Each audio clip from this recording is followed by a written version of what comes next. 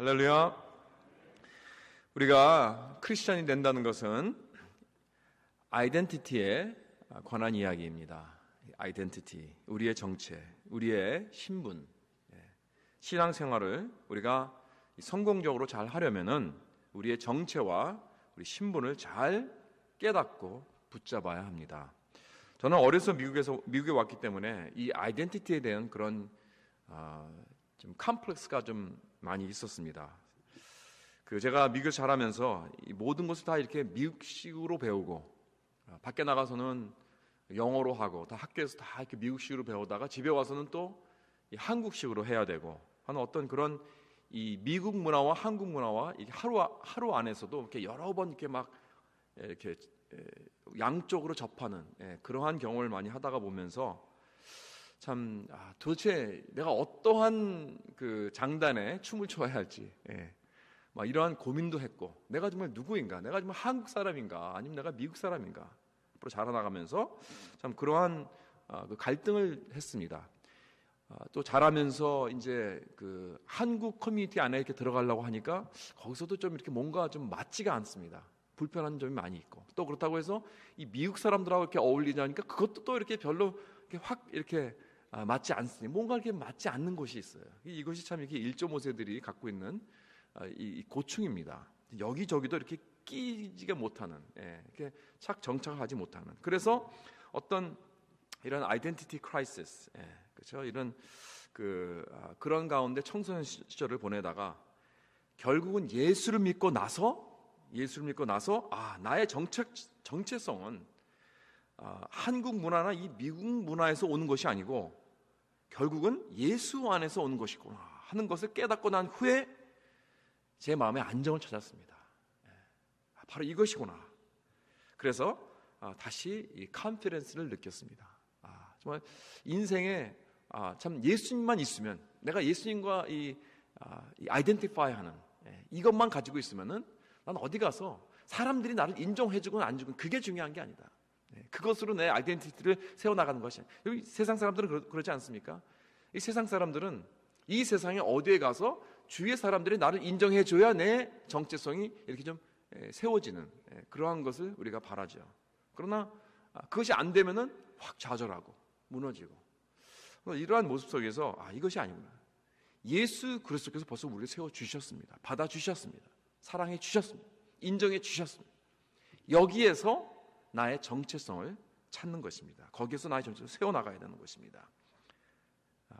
이것을 깨닫고 나니까 삶이 바뀌어지더라고요. 나의 모든 안목이, 모든 이 퍼스펙티브와 모든 나의 앞에 미래가 보이는 그러한 체험을 했습니다. 바로 그래서 우리 크리스천의 정체성을 여기 에베소 5장에서 말해주고 있는데, 지난주에는 우리는 하나님의 거룩한 성도라는 이 아주 놀라운, 정말 듣기만 해도 막 가슴이 부풀어 오르는 그러한 우리가 말씀을 나누었습니다. 이것이 우리의 정체성입니다. 그리고 오늘은 빛의 자녀라는 것입니다. 이 참 성경은 얼마나 우리 믿는 자들에게 이 놀라운 이 단어와 이 깊은 그 컨셉을 가지고 우리에게 착 입혀주신지 모르겠어요. 너는 하나님의 거룩한 성도다. 너는 하나님의 빛이다. 이런 말을 어디 세상에서 들을 수 있겠습니까? 어디에서 누가 나에게 이런 말을 해줄 수 있겠습니까? 이건 놀라운 선포입니다. 여러분, 우리가 어떠한 배경을 살았는지 우리가 누구인 상관을 하지 않겠다는 거예요. 예수 안에서 우리는 거룩한 성도고 예수 안에서 우리는 빛이라. 믿습니까? 이것만 가지고 있으면요, 여러분, 이것이 나의 아이덴티티라고 하면 이 세상에서 어느 것도 우리가 이겨내고 오버컴하고 또 담대하게 승리하는 삶을 살 수 있을 줄 믿습니다. 그래서 오늘 이 크리스천 정체성을 우리 가지고 말하겠는데, 오늘 이 빛의 자녀, 우리는 빛의 자녀이기 때문에, 빛이기 때문에 빛의 자녀들처럼 행해야 된다고 말했습니다. 그래서 다시 말해서 우리의 행동이라는 것은, 우리의 삶이라는 것은 우리의 정체성에서 나오는 거예요. 우리의 정체가 빛이니까 빛의 자녀들처럼 빛을 비출 수밖에 없는 것입니다. 행동할 수밖에 없어요. 그렇다면은 이 빛의 자녀는 어떠한 것들인가? 말씀을 통해서 한 가지씩 이렇게 한번 밝혀보겠습니다. 첫째로 우리는 우리 백그라운드를 우선 좀 더 뒤에 한 원 스텝 백을 해서 우리 백그라운드가 어떤 것인가? 우리는 어둠이었습니다. 어둠이었지만 지금은 빛입니다. 그렇게 말씀했습니다. 이건 바울이 무슨 뜻이냐면은 예수 믿는 사람들과 예수 믿지 않는 사람들, 그러니까 어둠과 이 빛, 이 차이는 뭐 어느 정도의 차이라는 게 아니에요. 어떤 디그리의 차이가 아닙니다. 여러분, 이거는 밤과 낮의 차이와 같은 것입니다. 근본적인 이 차이가 있는 것입니다. 여러분, 크리스천들은요, 세상 사람들보다 좀 더 나이스한 사람들이 아닙니다. 그러한 정도의 차이가 아니라는 것입니다. 사실은 예수 안 믿는 사람들도 저는 예수 믿는 사람들보다 더 나이스한 사람 많이 봤어요. 그렇죠? 무신론자도 굉장히 나이스한 사람들은요, 정말 아주 굉장히 나이스한 사람들 많이 있습니다. 어떤 경우는 우리 크리스천들이 정말 부끄러워할 정도로 나이스한 그런 사람들도 있습니다. 네. 여러분, 이런 정도가 아니고 그것을 밤과 낮이라는 것은, 어떤 어둠과 빛이라는 것은 아주 제일 강한 대조입니다. 이 모습이 사실 우리가 이 동네에 살면 잘 이렇게 보고 느끼지 못할 수 있습니다. 안 믿는 사람들과 믿지 않는 사람들과 믿는 사람들의 어떤 겉모습을 보면은 별로 차이가 나지 않는 것을 우리가 볼 수 있는데, 좀 이렇게 도시 안으로 들어가면 들어갈수록 이 차이가 좀 더 이렇게 확실하게 나타나는 걸 볼 수 있습니다. 예를 들어서 LA 다운타운에서 살고 일하는 사람들을 보면은요, 이 예수 안 믿는 사람들과 예수 믿는 사람들이 확실하게 차이가 나는 것을 볼 수 있습니다. 왜냐하면 그 큰 도시는요, 제가 지난번에도 말씀드렸지만 이 탕자 같은 사람들이 많이 있습니다. 그래서 집을 떠나서 이 큰 도시에 와서 뭔가 좀 이렇게 해보겠다, 뭔가 살아보겠다고, 만끽하겠다고, 그런 사람들이 많이 있어서 뭐 이 마약, 뭐 이런 술 중독, 창녀, 뭐 여러 가지 범죄자, 뭐 홈레스, 이러한 사람들이 많이 있습니다. 갱단, 그렇죠? 이러한 배경과 이런 사람들과 어울려서 살아가기 때문에 굉장히 터프하고 러프하고 뭐 죄를 뭐 물같이 그냥 마시듯이 하는 뭐 이러한 모습들이 그냥 밖으로 나타나는 그러한 모습들을 우리가 많이 볼 수가 있습니다. 이런 뭐 LA라든가 뉴욕이라든가 라스베가스 이런 거 가보세요. 그렇죠? 그러니까 그들의 이 탕자적인 그 삶을 겉으로 딱 볼 수가 있습니다. 나타나죠. 저 사람은 잃어버린 탕자 같은 사람이구나. 그렇죠? 그런데요, 도시 밖으로 나가서 외곽으로 가면 갈수록 탕자들의 모습이 많이 보이지 않습니다. 겉으로 나이스한 사람들이 많이 보여요. 그러니까 좀 나쁘게 말하면 촌티 난다 그럴까요? 좀 이렇게 컨트리적인, 아주 순수하고 소박하고 이러한 분위기에서, 뭐 우리 세르토스에 있는 동네에 있는 사람들도 많이 그런 것 같아요.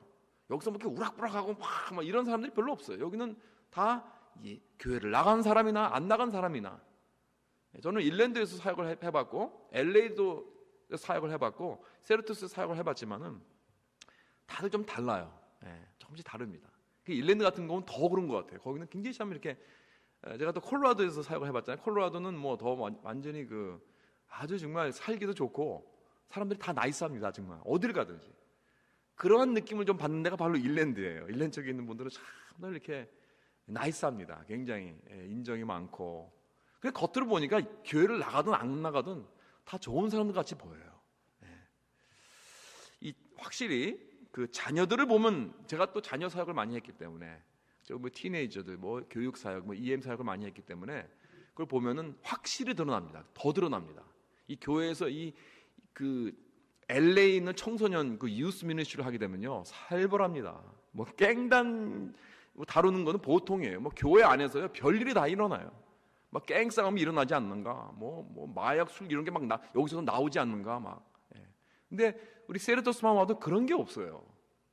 일랜드는 더욱 그렇고, 그만큼 이 LA에서나 이런 도시에서 사는 사람들은 그 참 각박한 생활 속에서 자라는 그런 환경이 있다는 것을 우리가 볼 수 있습니다. 가정적으로도 그렇고 갓 이민 오는 사람들도 많이 있고. 그러나 좀 이렇게 외곽으로 나가면 나갈수록 굉장히 안정이 되고 소박하고 참 얌전하고 점잖은 그런 사람들이 많이 있습니다. 이 아이들도 마찬가지예요. 아이들도 참 그렇더라고요. 좋은 환경에서 굉장히 이렇게 그냥 학교면 열중하고 교회만 열중하는 그런 아주 참 좋은 분위기에서 자라나는 그러한 사역. 그게 어렵지 않더라고요, 이런 데서. 근데 LA에서 하게 되면요, 사역을 하게 되면 정말 도전적입니다. 예, 저는 정말 아이들을 붙잡고 여러 번 물은 적이 얼마나 많은지 모르겠어요. 한 번 아이들 데리고 선교를 나갔는데, 멕시코로 선교 갔는데 거기에서 아이들이 술집을 갔어요. 뒤늦게 밤에 술집을 가가지고 그걸 들켜가지고 제가 막 그 아이들을 붙들고 막 그냥 통곡을 하고 울었어요.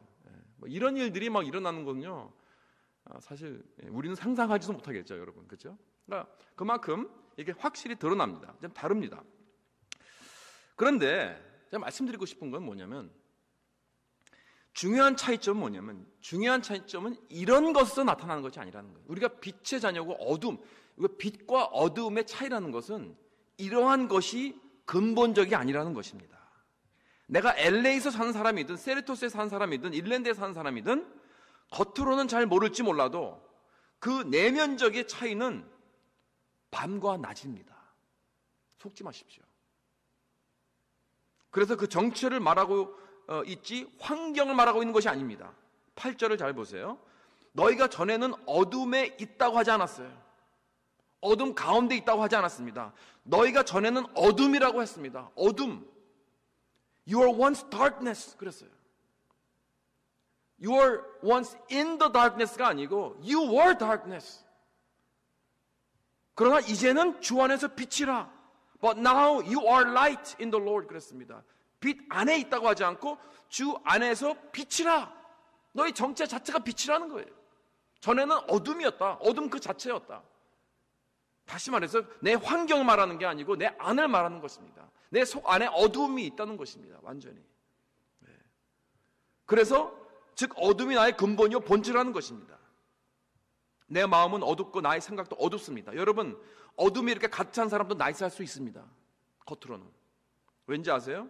어둠의 가장 핵심은 어떤 뭐 살인이나 뭐 무슨 어떤 폭행이나 간음이나 무슨 강도질이나 이런 것들이 아닙니다. 어둠의 가장 핵심은 뭐냐면 내 중심, 내 마음대로 하겠다는 거예요. 내가 중심이 되겠다는 것입니다. 내 삶을. 우리는 이것이 알아야 죄의 본질을 제대로 알 수 있어요. 많은 경우에 우리가 죄의 본질을 무슨 뭐 남을 막 속이고 막 찌르고 죽이고 이런 것이 죄의 본질이라고 생각하는데 그게 아닙니다.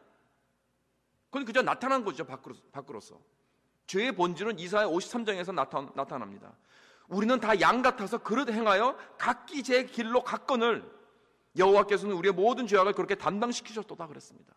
각기 제 길로 가는 것, 내 마음대로 하고 싶은 대로 do whatever you want to do. 이러한 자세, 이러한 자세가 바로 죄의 핵심입니다. 어둠의 핵심이란 말입니다. 옛날에는요, 오래전에는 이 모든 것이 다 체제가 있었고 시스템이 있어서 그대로 따라가야 했습니다. 그렇죠? 뭐 질문하지도 않았어요. 그 위에서 그냥 하라 그러면 그냥 딱 하는 거예요. 그냥 불평하지도 않습니다. 그런데요, 요즘 젊은이들은 위에서 내려오는 체제를 다 싫어합니다. 자기들 마음대로 하고 싶어요. 어떤 규정에 속해 있는 걸 원치 않습니다. 그래서 직장이도 내 마음대로 내 원하는 시간에 나오고 또 갈 때도 내 마음대로 가고 싶어하고 그저 멘탈리가 뭐냐, 뭘 어떻게 하든 결과만 좋으면 되지 않느냐, 생산만 하면 되지 않느냐 이거예요. 어떻게 해서든지. 그러니까 요즘은 뭐 이렇게 직장에서 이렇게 마음대로 그걸 또 이렇게 맞춰주려고 그 직장인들 마음대로 하라고 이렇게 또 집에서도 하게 하고 뭐 이런 여러 가지 뭐 요즘 또 인터넷 시스템이 잘 발달이 됐으니까. 그런데 그 배경의 그 마음 자세는 뭐냐면은 따라가기 싫다는 것입니다. 어떤 과정을 거쳐도 결과만 좋으면 되죠. 그러니까 아주 프라그매티즘, 실용주의적인 그러한 마음이 도사리고 있다는 거예요. 그러니까 어떤 틀에 짜이는 걸 싫어합니다. 이것이 바로 포스트 모던 시대의 산하들인 밀레니얼들, 요즘 말하면 밀레니얼들, 20대, 30대 이러한 사람들, 그 자세입니다. 교회 와도 마찬가지예요. 내 마음대로 하고 싶지, 내 신앙, 내 마음대로 하겠다는 거예요. 내 삶의 주인은 나라는 거예요. 교회도 내 마음대로 섬기겠다는 겁니다. 내 마음에 맞으면 섬기고 내 마음에 안 맞으면 난 안 하겠다. 제가 지난번에도 말씀드렸듯이 여러분, 이건 순종이 아닙니다. 동의입니다. 동의. 그렇죠? 내가 마음에 맞고 내가 동의하면은 내가 하겠다는 것은 동의지 순종이 아니에요. 하나님은요, 말씀을 우리에게 주실 때 다 일일이 설명하지 않습니다. 해명하지 않습니다. 그러나 그 순종하면 나중에 알게 돼요. 아, 이게 왜 옳은 말인지. 그러나 오늘날 사람들은요, 이렇게 해명을 해줘야 돼요. 설명을 해줘야 돼요. 그래서 it makes sense. 그러면 순종해요. 근데 그게 순종입니까? 동의지. 이러한 이기주의. 또 요즘은 어떤 사람들은 이렇게 반응합니다. 내 삶의 주인은 예수님이지 사람들은 아니다. 그러니까 난 사람들은 순종하지 할 필요 없다. 내 위에 보스에게도 내 부모에게도 어느 누구에게도 순종 안 해도 돼. 왜냐하면 내 주인은 예수님이시기 때문에 난 예수님께만 순종하면 돼. 여러분, 이게 말이 됩니까? 그러니까 예수님의 이름을 하나님의 이름을 망령되이 일으켜가면서까지 불순종하는 그러한 마음 자세. 아주 제일 나쁜 이기주의적인 그러한 자세이죠.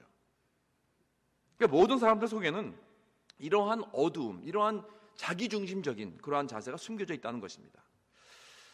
어떤 사람은 아주 좋은 환경에서, 좋은 가정에서 자라서 아주 나이스한 사람들이 있습니다.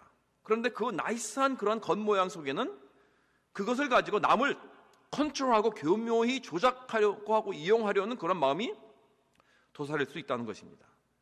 또 자기의 나이스한 삶과 남들이 그렇지 못한 삶을 비교하면서 저 사람들 보라고, 나는 이런데 저 사람들 보라고 하면서 그 손가락질하는, 그 남을 내려다보는 그런 경우도 많이 있다는 것입니다. 그러니까 우리는 겉으로는 모릅니다. 그 속을 보면은 그 안에 어둠이 있습니다. 어느 어두운 뒷골목에 살았다는 것도 아니고 악독한 더러운 짓만 하고 살았다는 것도 아니더라도 나의 나이스한 삶을 가면으로 하면서 어쩌면 이렇게 생각한 적도 있을 것입니다. 나는 교회 나가지 않아도 올바르게 살 수 있어.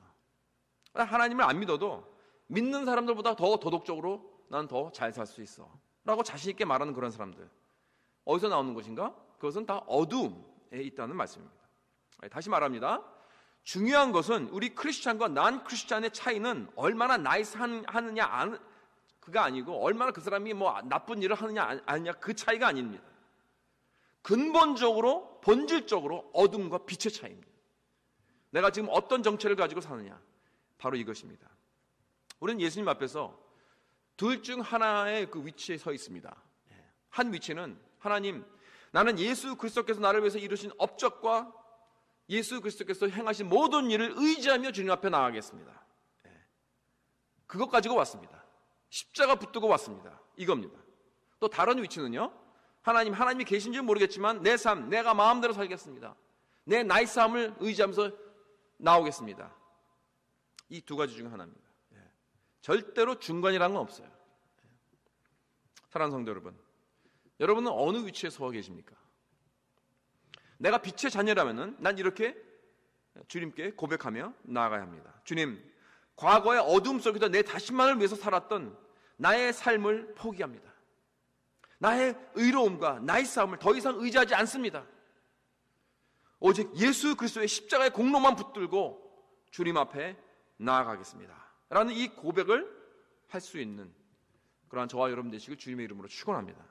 이런 마음의 고백으로 빛의 자녀의 그 정체를 확신하는 그러한 우리들이 바로 빛의 자녀가 된다는 것입니다. 그다음 두 번째로 빛의 자녀가 된다는 것은 열매 없는 어두움의 일에 참여하지 않는 것입니다. 여러분, 이제 9절에 나와 있죠. 여기 그 빛의 반대로 빛의 열매는 무엇인가? 죄송합니다. 그 어둠의 반대로 빛의 열매는 무엇인가? 세 개로 나와 있죠. 착함과 의로움과 진실함입니다. 착함과 의로움과 진실함. 내 안에 빛이 있으면 어떻게 나타난다고요? 진실함과 솔직함과 성실함과 정직함, 이런 것들은 나타나는 거예요. 솔직히 말해서 정말 나의 그 자신을 진실하게 보고 내가 정말 이러한 사람이구나 하는 것을 인정하고 고백할 수 있어야 내가 빛의 자녀가 될 수 있다는 거죠. 빛의 자녀의 그 마음이라는 것입니다. 그 자세라는 것입니다. 정직한 마음이 있습니다. 남의 모습을 보고 그대로 내가 보고 진실하게 보는 그러한 정직한 마음. 조금 이따가 이제 이 빛의 열매에 대해서 말씀드리겠지만, 여기 지금 바울이 말하는 이 어두움과 빛의 차이를 논할 때 우리가 어떻게 이것을 판가름할 수 있느냐는 결국은 열매로 판가름하는 거예요. 열매를 보면 압니다. 결론적으로 빛의 자녀는 나중에 꼭 빛의 열매를 맺게 되어 있습니다. 어둠의 자녀들은 그들도 열매를 맺습니다. 꼭이요. 어둠의 열매를 맺습니다. 저같이 이런 어떤 과일 나무에 대한 지식이 별로 없는 그런 사람은 어떤 나무가 어떤 나무인지 잘 모릅니다. 근데 만약에 내가 이제 과일 나무 2개를 내 뒷뜰에 심으려고 사왔다고 합시다. 하나는 복숭아 나무, 하나는 배나무. 근데 이제 그 어린 나무니까 어린 나무, 여러분들 이렇게 굉장히 나무에 관심 있는 사람들은 딱 보면 어린 나무도 알 거예요. 어느 나무가 어느 나무인지. 근데 저 같은 사람은 모릅니다. 다 거기서 거기 갔고. 근데 거기에 태가 떨어졌어요. 분명히 여기는 this is a peach tree, 그리고 this is a pear tree 그랬는데 태가 떨어졌어요. 그러니까 이제는 분간할 길이 없어요. 이거 나는 사실은 복숭아 나무는 왼쪽에 심고 배나무는 오른쪽에 심고 싶었어요. 그런데 태가 떨어지고 이게 어느 게 어느 건지 몰라. 그러면 추수를 해야 될 거 아니에요. 50-50니까.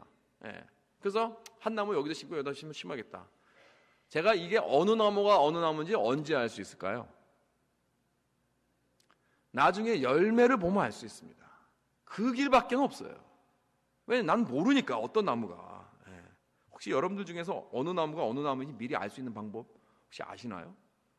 없죠? 없을 거 아마 엑스퍼트도 잘 모를 거예요. 물론 나무를 보면 아는 사람이 있겠지만은 웬만한 사람들은 잘 모릅니다. 열매를 봐야 비록 여기에 복숭아가 나왔구나 할 때 이게 복숭아 나무구나. 배가 나왔을 때 이게 배나무구나. 이걸 알 수 있는 것입니다. 그렇죠? 다른 방법이 없습니다. 확실한 것은 우리가 물 주고 거름 주고 잘 케어하면 결국 열매를 꼭 맺게 됩니다. 근데 혹시 이 말씀을 듣고 혹시 나중에 저희 집에서 100개월 뒤에 나무가 잘 맺었는지 묻지 마십시오. 저는 꼭 예를 들어서 말씀드린 거예요. 제 뒷나무는 이런 나무 심은 적이 없습니다. 제가 예를 들을 때 보면은 이렇게 모노드럼을 너무 제가 잘해서 그런지 몰라도 성도님들이 곧대로 받아들이는 경향이 좀 없지 않아 있더라고요. 꼭 물어보세요 나중에. 그 스토리가 어떻게 됐냐고. 그래서 제가 2주 전인가 3주 전에 제 아내가 맨날 라면만 끓여주는 그런 나쁜 아내로 생각하시는 분이 있더라고요. 고기를 한 번도 구워주지 않는 그런 아주 못된 아내로 생각했는데 전혀 제가 그런 말 한 적이 없어요. 만약에라 그랬잖아요. 만약에. 그렇죠? 만약에. 가정에 대한 예를 잘 들으셔야 우리 가정이 편안합니다. 여러분 마찬가지입니다. 우리는 누가 어떤 정체인지 사실 알 수 없습니다. 결국에는 다 나이스합니다. 나이스하니까 누가 어둠의 마음을 가지고 있는지 모르니까 빛의 가정을 만든지 결국에는 열매가 나타나게 되어 있습니다. 어둠은 어둠의 열매, 빛은 빛의 열매. 영어에 이런 말이 있죠. Everybody can be an angel for 5 minutes. 그런 말이 있습니다. 모든 사람들은 한 5분 동안 다 천사가 될 수 있다고. 그러나 시간이 지나면 결국 그 컬러가 나타나게 되어 있습니다. 여기 성경도 계속해서 우리에게 말씀해 주시는 그거예요. 거룩함이란 처음에는 별로 보기가 좋지 않습니다. 그리고 너무나 어렵습니다. 너무나 힘들어요. 그러나 나중에는 아름답습니다. 휘황찬란합니다. 영광스럽습니다. 그게 꼭 나중에 오더라고요. 반대로 어둠의 열매는 뭐냐면 처음에는요 보기 아주 아름답습니다. 너무나 보기 좋습니다. 막 가지고 싶어요. 그런데 나중에는 항상 어글리합니다. 그렇잖아요. 아담과 하와가 보았던 그 실과도 보암직도 하고 먹음직도 했습니다. 여러분 음행도 마찬가지입니다. 처음에는 얼마나 고소하고 맛있게 보입니까? 그러나 인간을 죽이는 것입니다. 이런 음행에 따라가는 자를 자문에서 어떻게 표현했냐면은 7장에 보면은 어떤 음행하는 여자가 젊은 남자를 여러 가지로 고운 말로 유혹하면서 호리한 말로 꾀므로 젊은이가 곧 그를 따랐으니 그러면서 뭐라 그러냐면 소가 도수장으로 가는 것 같고 미련한 자가 벌을 받으려고 쇠사슬에 매이러 가는 것 같도다 라고 말했습니다. 아주 정말 확실하게 표현한 것이죠. 아브라함과 롯의 이야기도 그렇습니다. 우리 잘 알죠. 아브라함이 이제 가나안 땅에 떠날 때 조카 롯을 데리고 왔습니다. 그래서 이 가나안 땅에서 정착을 하고 있는데 두 사람이 이제 성장을 했어요. 양 집안이. 그랬더니 그 비좁은 땅에서 그 좁은 땅에서 같이 그 두 빅 패밀리가 거하려고 하니까 자꾸 부딪혀요. 하인들이 부딪힙니다. 싸웁니다. 그러니까 아브라함이 이제 안 되겠다 하고 롯을 불러서 이야기합니다. 우리 이제는 커졌으니까 우리 서로 갈라지자. 넌 갈 대로 가고 나는 나 갈 대로 가겠다. 네가 좌하면 나는 우하고 네가 우하면 난 좌하겠다. 그렇게 먼저 롯에게 초이스를 줬습니다. 그렇다면은 이 롯이라는 조카가 좀 제대로 된 그런 사람이라면은 아닙니다. 삼촌이 먼저 하십시오라고 해야 되는데 이때다 하고 완전히 이 찬스가 왔다라고 눈을 들어서 다 지역을 한번 스캔해 봅니다. 그랬더니 요단 지역을 바라보니까 제일 젖과 꿀이 흐르는 땅이 보였어요. 하나님의 동상 같고 애굽 땅과 같다고 표현합니다. 성경에서. 여러분 그 땅이 어디죠? 하나님이 멸하시기 전 소돔과 고모라 땅이었습니다. 처음에는 너무나 보기 좋습니다. 그러나 나중에는 멸망하는 땅이라는 것입니다. 이 성경은요 계속해서 이렇게 죄에 대해서 이렇게 표현합니다. 처음에 보기에는 너무나 이 단기적으로는 너무나 열매가 어트랙티브합니다. 멋있습니다. 그러나 장기적으로는 망하는 길입니다. 그것이 반대로 신령하고 거룩한 빛의 열매는 단기적으로는 고난의 길입니다. 그렇게 보기가 좋지 못합니다. 그래서 예수님께서 좁고 협착한 문으로 들어가라고 하지 않았습니까? 멸망의 문은 크고 그 길은 넓어서 들어가는 자가 많지 않지만 생명으로 인도하는 문은 좁고 길이 협착해서 찾는 자가 적다고 했습니다. 모든 악덕도 반대로 마찬가지입니다. 내가 남을 속이고 내가 거짓말을 하고 남을 억누르고 짓누르고 하면은요 처음엔 이득을 볼 것 같죠. 그리고 그것이 사실일 것입니다. 아마 단기적으로는 이득을 볼 것입니다. 분명히. 그러나 그 모든 죄는 나중에 다 나를 도로 찾습니다. 민수기 32장 23절에 그랬습니다. 너희 죄가 반드시 너희를 찾아낼 것이라. 그렇게 말씀했습니다. 이걸 무엇을 말하고 있는가? 결국은 모든 악행은 다 나에게 돌아오게 되어 있다는 것입니다. 여러분 선행이라는 것은요 직선입니다. 그냥 쭉 나갑니다. 밖으로. 그러나 악행은 항상 구부러져 있습니다. 그래서 결국에는 돌고 돌다가 나에게 돌아오게 되는 거예요. 그런데 그냥 나간 것처럼 돌아오는 게 아니더라고요. 이 돌고 돌면서 이 모멘텀이 생기는 거예요. 기세가 생깁니다. 더 파워풀합니다. 그래서 결국 나에게 돌아올 때는 나를 완전히 멸망시킵니다. 이것이 하나님의 원칙이라는 거예요. 심는 대로 거둔다. 사랑하는 성도 여러분, 어둠의 열매에 그 단기적인 유혹을 뿌리치고 빛의 열매를 심고 거두는 저와 여러분 되시길 주님의 이름으로 축원합니다. 마지막으로 이 빛의 임무는 죄를 드러내는 것입니다. 11절을 보세요. 11절. 너희는 열매 없는 어둠의 일에 참여하지 말고 도리어 책망하라 그랬습니다. 여기서 책망하라는 그 말은 헬라어로 뭐냐면 증거를 가지고 설득하라는 말입니다. Persuade with evidence. 그러니까 증거를 가지고 설득하라. 그러한 의미가 담겨 있습니다. 많은 경우 사람들은요 성경에서 이런 말씀을 잘못 이해하는 경우가 있어요. 그래서 어둠에 참여하지 말라. 그러니까 어둠 속에 있는 사람과 상정도 하지 말라. 세상 사람들과 상정하지 말라는 뜻을 받아들입니다. 마치 구약의 백성들 같이 말입니다. 구약의 이스라엘 백성들. 그들은 이방인들을 개로 여기고 그들 근처도 가지 않으라고 했습니다. 이렇게 해서 민족적 종교적 우월주의로 발전을 했어요. 그 유대교와. 하나님의 마음은 전혀 그런 것이 아니었는데 말입니다.